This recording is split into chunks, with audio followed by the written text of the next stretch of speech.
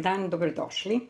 Danas ću da napravim ljetni đuveč samo od povrća. Vi možete recimo da dodate, odlično se slaže komadić ribe ili recimo komadić bijelog pilećeg mesa ili bataci, čak i svinjske krmenadle ili samo malo slanine. Ovo će biti posno, pa evo da krenem šta treba da radim. Umesto riže dodat ću proso i njega ću odmah da namočim dok iseckam ostalo povrće.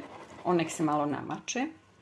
Treba mi malo celera i lišća celera, šargarepa, luk, jedan krompir, 3 paprike crvene, od začina bosiljak, lorber, samo pola decilitra ulja maslinovog, a od začina himalajska so, light začin bez konzervansa, malo bibera, malo tucane paprike, kurkuma i đumbir. A dodat ću i moje specijalitete.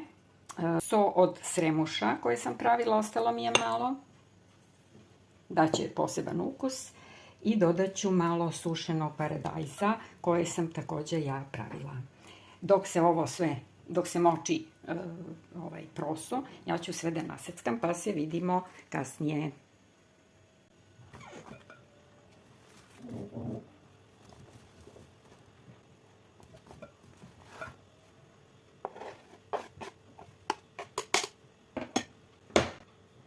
Kakav bi to đuveč bio bez bijelog luka i bez paradajza. Sad ću dodati začine. Neću seckati bosiljak, neka bude tako u komadu.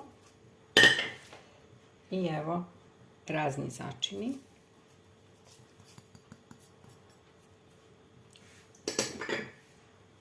Ulje. Pošto se peče u rerni, dovoljno je 50 ml. Dodat ću malo mog začina od sremuša. I dodat ću sušenog paradajza. Također kojeg sam ja sušila. Malo zbog ukusa. Tu ima. To ću sad sve da izmiješam.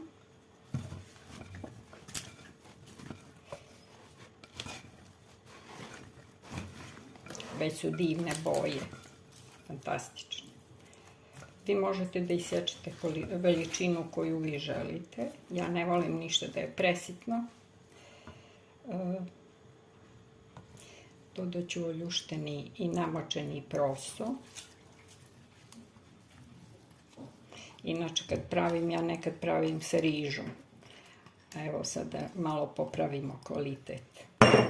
Opa. Treba nam voda. Dodala sam decilitar vode. Proveravat ću usput da vidim kako se, jer će povrće isto da pusti, pošto ću da stavim u folijom pokriti i stavit ću peći u rernu, tako da će to biti jedno divno jelo, bogato ukusom, kvalitetno, zasitno. Već izgleda fantastično. Pokrivamo folijom.